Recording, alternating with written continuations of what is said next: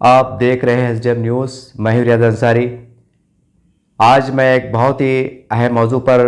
आपसे मुखातिब हूं, आपके सामने हूं। जैसा कि सभी को पता है कि वसीम रज़वी नामी जो एक शिया मसलक से ताल्लुक़ रखता है और इस बदबख्त ने, इस कमज़र्फ़ ने जो है तो सुप्रीम कोर्ट में याचिका दाखिल की कि कुरान की नौज़ बिल्ला 26 आयतों को ख़त्म किया जाए, उसको निकाल दिया जाए। ये ख़बर आम होते ही पूरे मुल्क के, और हम समझते हैं कि पूरे आलम इस्लाम जहाँ तक दुनिया में मुसलमान रहता है बसता है, उसके दिल को ठेस पहुँची है, वो गमगीन हुआ है। और बतौर ख़ास हमारे मुल्क भारत में, जहाँ पर एक जमहूरियत है, जहाँ के आइन ने हमें ये हुकूक दिए हैं कि हर मज़हब का आदमी अपने अपने मज़हब के मुताबिक जी सकता है, ज़िंदगी गुजार सकता है। ऐसे मुल्क में और इतने वाज़े तौर पे क़ानून मौजूद होने के बाद अगर कोई शख्स कुरान करीम पर सवाल उठाता है, और हैरत की बात है कि सुप्रीम कोर्ट चला जाता है, तो ये एक बहुत ही एक तकलीफ़ देह अमल है, तकलीफ़ देह बात है। वसीम रज़वी को लेकर पूरे मुल्क में आज बेचैनी का माहौल पाया जा रहा है। और इस तमाम बेचैनी के आलम में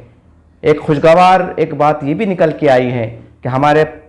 भारत के जो सेकुलर अमन पसंद हमारे हिंदू है, सिख है, दलित है, और बतौर ख़ास हमारे शिया मसलक के जो हमारे बड़े बड़े उलमा इकराम है, ज़िम्मेदार है, उन्होंने एक वक्त होकर, बेवक्त होकर, एक होकर इसकी मजम्मत की है।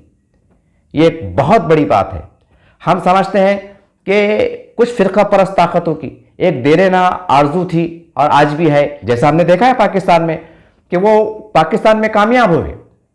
और आज भी देखते हैं हम कि कहीं शिया मसलक की मस्जिदों में बम ब्लास्ट होते हैं और शिया और सुन्नी मस्जिद में बम ब्लास्ट होते हैं। आज ये थोड़ा बहुत माहौल रुका है, लेकिन कहीं ना कहीं वहाँ की भी कुछ ऐसी ताकतें हैं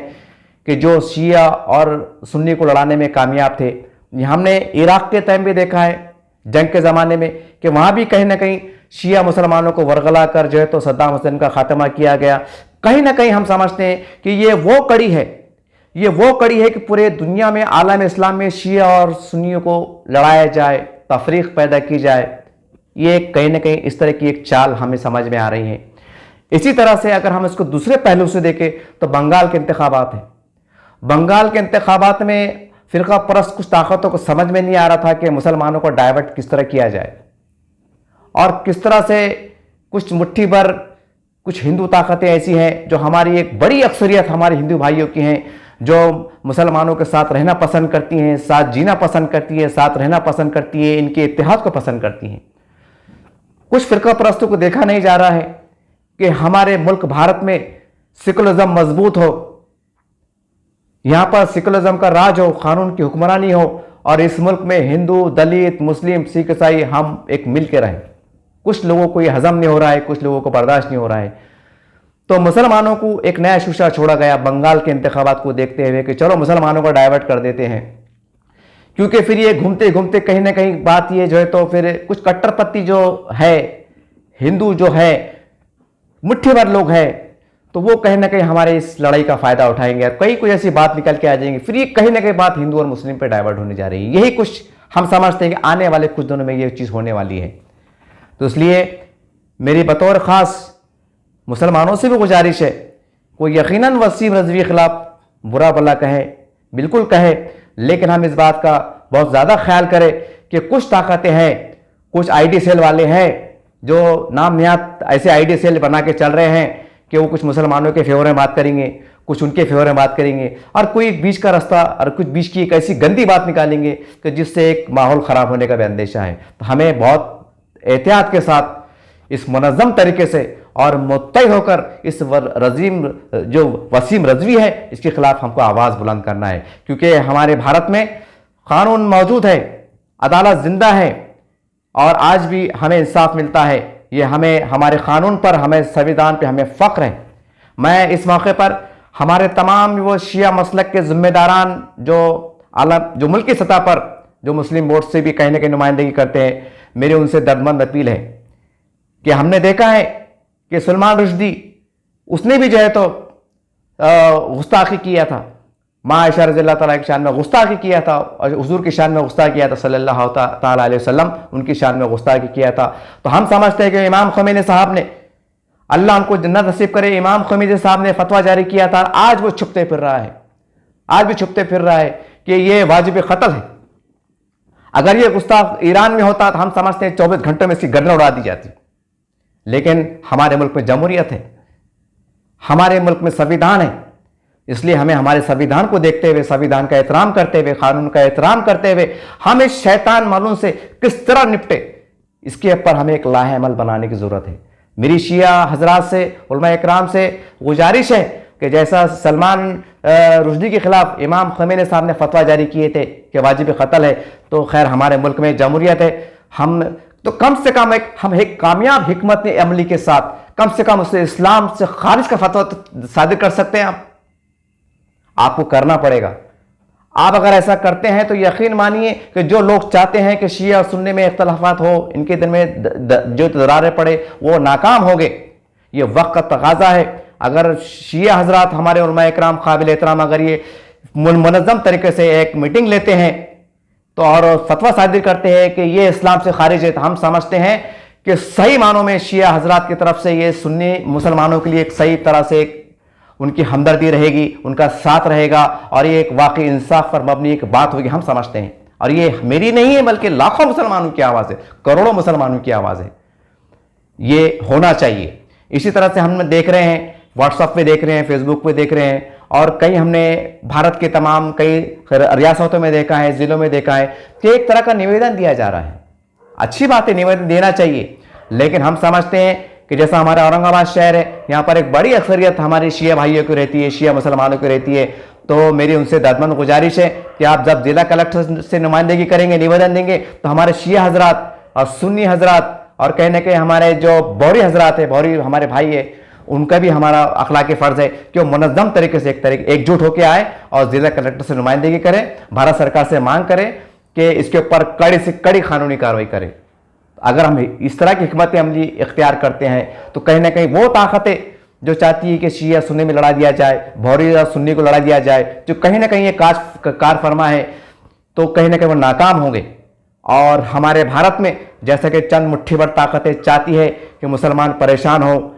वो तकलीफ में रहे, तो कहीं ना कहीं उन्हें सवाल का जवाब मिलेगा कि नहीं, हम नाकाम होंगे, क्योंकि हम देख रहे हैं उनको सबक, उनको जवाब मिलेगा कि हिंदुस्तान में मुसलमान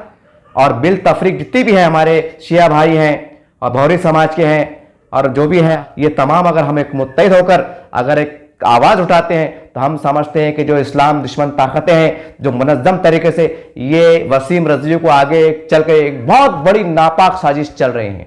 ये छोटा मोटा मामला नहीं है,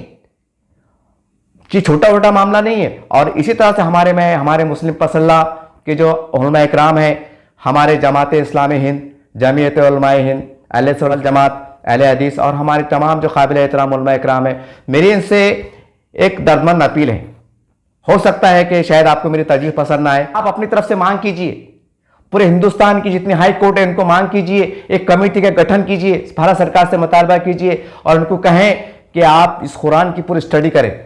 जहां पर आपको जहाद लगता है, कुछ गैर ज़रूरी बातें लगती है, आप उसकी पूरी स्टडी कीजिए। और अगर आपके कुछ समझ में नहीं आए तो हमारे उलमा इकराम उनकी जो तो हमारे जजेस की रहनुमाई करेंगे। ये मैं आपको इसलिए कह रहा हूं कि आने वाले वक्तों में ऐसे कहीं नापाक वसीम रज़वी पैदा होने वाले हैं, जो अलग अलग प्रकंडे से कभी बोलेंगे नौज़बिल्ला हदीस में ये मामला है, कभी बोलेंगे कुरान में मामला है, कभी बोलेंगे कि हुजूर के ज़माने में कोई कोई ऐलान हुआ था तो बोलेंगे उसको उठा लेंगे कि देखो इन्होंने जहाद का ऐलान किए थे, इन्होंने काफिरों को मारने को बोले थे। तो पता नहीं ऐसी कैसी परेशान कुन जो है तो बातें आने वाली है। ये वसीम रज़वी मलून ने जिन्हें जो कदम उठाया है, ये मुसलमानों को समझ लेना चाहिए कि आने वाले वक्तों में बहुत कुछ ये सरगर्मियां बढ़ने वाली हैं। तो हम मुत्तहिद होकर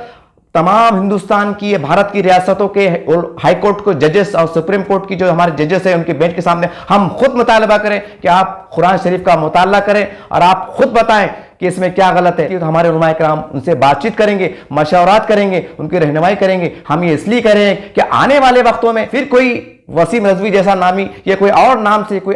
चेहरे से अगर कोई हाईकोर्ट में जाता है कि फला फला आयत को जो है तो ये तो कुरान शरीफ से माज़अल्लाह निकाला जाए या फला हदीस को कट किया जाए, तो अगर हमारे हाई कोर्ट्स के जजेस की स्टडी रहेंगी कुरान के ऊपर, हदीस के ऊपर, अगर सुप्रीम कोर्ट के जजेस की स्टडी रहेंगी, अगर उनकी कमेटी की एक रिपोर्ट रहेगी जैसा कि सिस्टर कमेटी की रिपोर्ट थी, इसी प्रकार से अगर ये कुरान के ऊपर वो स्टडी करते हैं, उसके ऊपर बहुत संजीदगी से गौर फिक्र करते हैं और उसकी रिपोर्ट देंगे कि नहीं, कि ये इसके अंदर ऐसा कुछ नहीं है, ये किताब जो है तो तमाम आलम इस्लाम, तमाम आलम के लिए है, तमाम दुनिया में जितने इंसान बसते हैं तमाम उसके लिए है, इसका एक पैगाम इसमें ये लिखा हुआ है। अगर वो जजेस को रिपोर्ट देंगे तो हम समझते हैं कि आने वाले वक्तों में वो रिपोर्ट जाने के बाद अगर कोई नापाक हरकत करता है तो सुप्रीम कोर्ट, हाई कोर्ट उसे रिजेक्ट कर देगा, क्योंकि उनके पास पहले से रिपोर्ट है कि कुरान शरीफ में ऐसी कुछ बात है नहीं, तो इसमें वक्त, कोर्ट का भी वक्त ज़ाया नहीं होगा। और कहीं ना कहीं हम समझते हैं कि जो इंतशार फैलाने की बात हो रही है, ये इसके ऊपर रोक लगेंगी। और इसी तरह से मेरी तमाम हमारे मुस्लिम कायदीन से, सियासी कायदीन से गुजारिश है कि हमारे मुल्क में आज भी एक बड़ी सेकुलर हमारे हिंदू सियासी क़यादत मौजूद है, हम उनसे भी राब्ता करें, एक कमेटी का एक गठन करें। और हम समझते हैं कि इलाकाई जगह पर एक मुत्तहिद होकर, चाहे शिवसेना हो, भाजपा हो, जो सेकुलर माइंड के हमारे लोग हैं, जो आज चाहते हैं कि ठीक लाख इख्तलाफात के बावजूद, राजकीय नज़रियात इख्तलाफात के बावजूद वो आज हिंदुओं और मुसलमानों के साथ रहना पसंद करते हैं, मुसलमानों को पसंद करते हैं। और मुसलमानों को, हिंदुओं की हमारी बड़ी अक्सरियत वो हमें अमन पसंद करार देती हैं, उनकी क़यादत हमें अमन पसंद करार देती है। ये हमारे बहुत बड़े हमारे लिए फ़ख्र की बात है, इसलिए हम उसका फ़ायदा उठाएं और हमारी जो हिंदू क़यादत है, जो सेकुलर माइंड की क़यादत है, हम उनको भी साथ में ले और उनको साथ में लेकर आवाज़ उठाएं, ताकि आने वाले वक्तों में फिर कोई अगर नापाक ऐसी आवाज़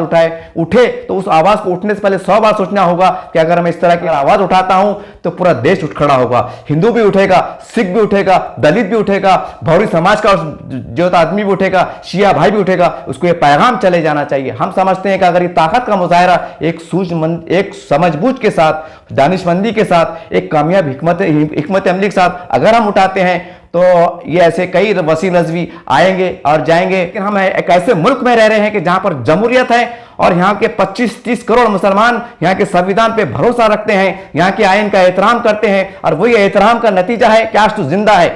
और हमें आज भी हमारे सुप्रीम कोर्ट के ऊपर, हमारे संविधान के ऊपर कामिल यकीन है, पुख्ता यकीन है कि सुप्रीम कोर्ट ये वसीम रजवी को ऐसी इबरतनाक सजा देगा और हम मुसलमानों के साथ इंसाफ करेगा। पूरे मुल्क, देश के मुसलमान सुप्रीम कोर्ट के जजेस से, हाई कोर्ट के जजेस से मुतालबा करते हैं कि आप अपनी तरफ से, जैसे PIL दाखिल होती हैं कोई सामाजिक काम के लिए, तो आप इसके अंदर दखल लीजिए, क्योंकि ये मामूली मसला नहीं है। क्योंकि आने वाले वक्तों में और पता नहीं कैसे कैसे वाकयात हो जाएंगे, पता नहीं कैसे कैसे आवाज़ उठेंगी, तो हम कब तक जो है तो इसमें परेशान होंगे, हम कब तक इसमें उलझेंगे। हमें देश को बढ़ाना है, समाज को बढ़ाना है, इस मुल्क में गंगा जमुना तहजीब को परवान चढ़ाना है, इस मुल्क में हिंदू, दलित, मुस्लिम, सिख इत्तेहाद को परवान को चढ़ाना है। हमें इस दिशा में काम करना है। जो इस तरह के लोग हिंदू मुसलमानों को लड़ाने के लिए चक्कर में हैं, कुछ इस जो शिया मुसलमान और सिंधु मुसलमान लड़ाई चक्कर में हैं, ये नाकाम होंगे, हम समझते हैं यकीनन नाकाम होंगे। मैं मुबारकबाद देता हूं हमारे शिया, हमारे उलमा इकराम हजरात को, जिन्होंने इसके ऊपर आवाज़ बुलंद की और उस वसीम रजवी पे लानत मलामत भेजी। इसी तरह से हम समझते हैं कि आने वाले चंद दिनों में मुल्की सतह पर तमाम मसलक फिक्र के लोग मुत्तहिद होकर सदर जमहूरिया से, हमारे प्रधानमंत्री से और सभी से हम समझते हैं कि जिला जाति लेवल पर, रियासती सतह पर एक मुनज़्ज़म तरीके से मुत्तहिद होकर नुमाइंदगी करेंगे, ताकि आने वाले वक्त में कोई इस्लाम पर, हदीस पर, कुरान पर आवाज़ बुलंद ना कर सके और उनकी आवाज़ को दबा दिया जाए और फिर कोई नापाक आवाज़ उठ ना सके। इतना कहकर मैं अपनी बात खत्म करता हूं और उम्मीद रखता हूं कि इस पैगाम को आप पूरे मुल्क में फैलाएंगे और इस आवाज़ को फैलाएंगे, क्योंकि हमारे मुल्क की दिफा में है, हमारे मुल्क के हक में है, हमारी जमहूरियत के हक में है, हमारे जो है तो सुप्रीम कोर्ट के हक में है, हमारे कानून के हक में है, संविधान के हक में। हम समझते हैं कि पैगाम को ज़्यादा से ज़्यादा शेयर किया जाएगा।